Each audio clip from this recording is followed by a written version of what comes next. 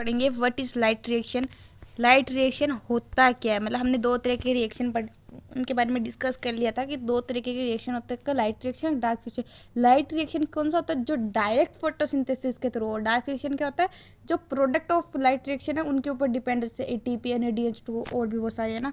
अब आज हम पढ़ेंगे वह लाइट रिएक्शन में क्या क्या होता है। बेसिकली हमने पढ़ा जब कोई भी फोटोकेमिकल, जब कोई लाइट रिएक्शन होगा तो उसमें मेनली 3 फेस होते हैं। एक तो वो क्या करते हैं, वाटर को ऑब्जर्व करते हैं। पहली बात तो वो वाटर को ऑब्जर्व करते हैं,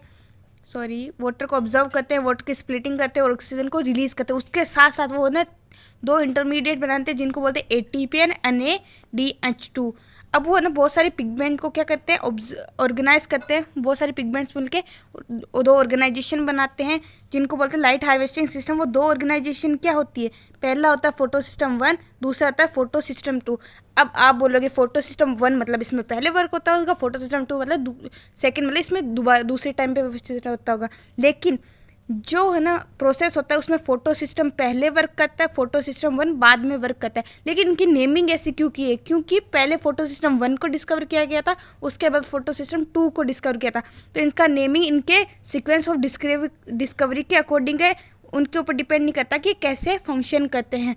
अब बाकी इनमें बहुत सारे 100 ऑफ पिगमेंट्स प्रेजेंट होते हैं, लेकिन क्लोरोफिल ए का एक ही मॉलिक्यूल प्रेजेंट होता है। वो क्या बनाता है, एक लाइट हार्वेस्टिंग सिस्टम बनाता है जिसको बोलते हैं एंटीनेन, ठीक है। और ये क्या करता है, एक रिएक्शन सेंटर की तरह एक्ट करता है। किसकी तरह एक्ट करता है, रिएक्शन सेंटर की तरह एक्ट करता है। ये रिएक्शन सेंटर की तरह, और ये अलग अलग वेवलेंथ की लाइट को ऑब्जर्व करता है। अगर ये 700 नैनोमीटर की पीक हो, जैसे फोटो सिस्टम 1 में होती है, तो इसको बोलते हैं P70। फोटो सिस्टम 1 क्या बोलते हैं, P70। फोटो सिस्टम 1 को बोलते हैं P700। और फोटो सिस्टम 2 को क्या बोलते हैं, 680 मीटर। इसको बोलते हैं P680, क्योंकि ये लाइव वेवलेंथ कौन से ऑब्जर्व करता है, 680 नैनोमीटर की करता है। तो इसको क्या बोलते हैं, 680। क्या बोलते हैं, 680। ये क्लियर होगा। अब इसके बाद हम पढ़ेंगे इलेक्ट्रॉन ट्रांसपोर्ट सिस्टम। हमने पढ़ा है, मैंने आपको पहले बता दिया कि फोटो सिस्टम कौन सा पहले वर्क करता है, 2 करता है, फिर उसके बाद 1 करता है। तो मैं डायग्राम के थ्रू आपको समझाती हूँ। ये लाइट हार्वेस्टिंग सिस्टम है जो किससे बनता है, पिगमेंट्स ऑर्गेनाइज होकर लाइट हार्वेस्टिंग सिस्टम बनाते हैं। ये फर्दर 2 तरीके का होता है कि ये एक ये, ठीक है। ये तो क्लियर है ये आप लोगों को।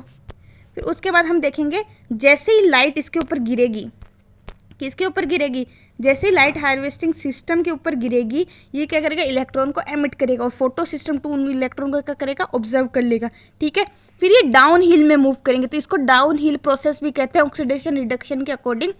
तो इसको डाउन हिल में ये मूव करेगा। ये किस में जाएगा, इलेक्ट्रॉन ट्रांसपोर्ट सिस्टम में जाएगा। किस में जाएगा, इलेक्ट्रॉन ट्रांसपोर्ट सिस्टम में जाएगा। वहाँ पे क्या बनेगी, ATP बनेगी। फिर उसके बाद ये डाउन हिल में जाके ये लाइट हार्वेस्टिंग सिस्टम इसको ऑब्जर्व करेगा और ये फोटो सिस्टम 1 को ट्रांसफ़र कर देगा। वहाँ पे वो इलेक्ट्रॉन को यूज़ करके NADP+ को NADPH में कन्वर्ट कर देगा। ये हमारा प्रोडक्ट होता है। और हम देखेंगे कि ये जब ये सारा प्रोसेस हो रहा है तो ये आपको कैसे शेप दिख रही होगी। आप तो बोलोगे हमें अन दिख रही है, लेकिन साइंटिस्ट ने क्या किया, ऐसे इसको थोड़ा टिल्ट करके देखा और इन्होंने देखा कि यहाँ पे कैसी शेप बन रही है, यहाँ पे कैसी शेप बन रही है, यहाँ पे जेड शेप बन रही है। तो इसको जेड स्कीम भी कहते हैं। ये सारी चीज़ें आप पढ़ोगे तो आपको पता लग जाएगा। ये सारी चीज़ें यहाँ पे मेंशन है, जैसे कि ये जेड स्कीम बनेगी। यहाँ पे NADP+ को NADPH में कन्वर्ट कर देंगे। और ये इलेक्ट्रॉन ट्रांसफर पहले फोटो सिस्टम 1 काम करेगा, फिर उसके बाद पहले फोटो सिस्टम 2 काम करेगा, फिर फोटो सिस्टम 1। अब उसके बाद 2 तरीके के प्रोसेस होते हैं, एक साइक्लिंग होता है, एक नॉन साइक्लिंग। वाटर स्प्लिटिंग मैं थोड़ी देर बाद में पढ़ाती हूँ आपको। पहले हम पढ़ लेते हैं साइक्लिंग और नॉन साइक्लिंग। साइक्लिंग क्या होता है, एक प्रोसेस एक साइकिल में चल रहा हो, मतलब उसमें कोई एक ही चीज़ के इर्द गिर्द कोई प्रोसेस हो रहा हो। लेकिन नॉन साइक्लिंग क्या होता है, जिसमें एक से ज़्यादा चीज़ें होती है तो वो अपना साइकिल मेंटेन नहीं कर पाता। साइक्लिंग मतलब साइक्लिक प्रोसेस क्या होता है, जिसमें फोटो सिस्टम 1 ही वर्क करता है।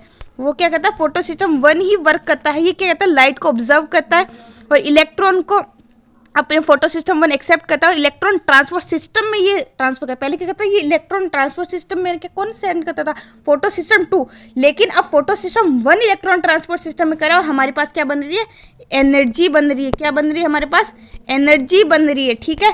तो ये एक ही साइकिल में हो रहा है, किस में हो रहा है, एक ही साइकिल में हो रहा है, तो इसको बोलते हैं साइक्लिंग। लेकिन अगर ये ऐसे होता है जिसमें फोटो सिस्टम 1 और फोटो सिस्टम 2 दोनों इंक्लूड होते हैं, उसको बोलते हैं नॉन साइक्लिंग प्रोसेस। क्या बोलते हैं? Non cycling process. अब इसमें मेनली हम जो चीज़ें देखेंगे कि हमने क्या देखा कि हमने photosystem 1 complex through electron transport change the cyclic flow hence result only synthesis of ATP. हमने देखा कि साइक्लिक प्रोसेस में क्या हुआ, सिर्फ एटीपी की ही सिंथेसिस हुई, यहाँ पे कोई भी NADH प्लस NADPH और H पॉजिटिव की सिंथेसिस नहीं हुई। तो ये हमारे पास एक इनके बीच का डिफरेंस बनता है, लेकिन नॉन साइक्लिंग में दोनों की सिंथेसिस हुई। ठीक है, cyclic phosphorylation occur when only light. अब ये ना, ये भी पूछ सकते हैं कि जब साइक्लिक कब होगा, जब ये 680 नैनोमीटर की लाइट को क्या करेगा, ऑब्जर्व करेगा। ठीक है, 680 नैनोमीटर की लाइट क्या करेगा, ऑब्जर्व करेगा। अब ये बोल रहे हैं कि इलेक्ट्रॉन आते जा रहे हैं, वो मतलब फोटो सिस्टम 2 तो उसको यूज़ नहीं करता इलेक्ट्रॉन को, वो डायरेक्टली उसको ट्रांसफर करता है इलेक्ट्रॉन ट्रांसफर सिस्टम को। लेकिन जो फोटो सिस्टम 1 है वो NADH में कन्वर्ट करने के लिए एक इलेक्ट्रॉन को यूज़ करता है। ऐसे ही वो प्रोसेस फर्दर होता रहता है, वो इलेक्ट्रॉन को यूज़ करता है। तो कहीं हमारे पास इलेक्ट्रॉन की शॉर्टेज नहीं होगी, क्योंकि वहाँ पे जब वाटर स्प्लिट करता है तो वो 4 इलेक्ट्रॉन को रिलीज करता है। और ये किससे कनेक्टेड हो रहा है, डायरेक्टली एसोसिएट होता है फोटो सिस्टम 2 से। ये फोटो सिस्टम 2 तो इलेक्ट्रॉन को यूज़ नहीं करता, लेकिन जब ये वाटर स्प्लिट होंगे तो इलेक्ट्रॉन इसके पास जाएंगे और इनडायरेक्टली फोटो सिस्टम 1 के पास पहुँच जाते हैं। ये आज का टॉपिक था। कल हम पढ़ेंगे कीमियो ऑस्मोटिक हाइपोथेसिस पढ़ेंगे। इसमें बहुत सारे बच्चों को दिक्कत रहती है। पहले हमने पढ़ा इलेक्ट्रॉन ट्रांसफर सिस्टम ही होगा, लेकिन अब इसमें हम पढ़ेंगे कि फोटो सिस्टम 2 के अंदर फिर क्रोम आएगा, फिर ये आएगा, फिर इसके बीच में 2 और प्रोसेस होते हैं, वो भी हम पढ़ेंगे।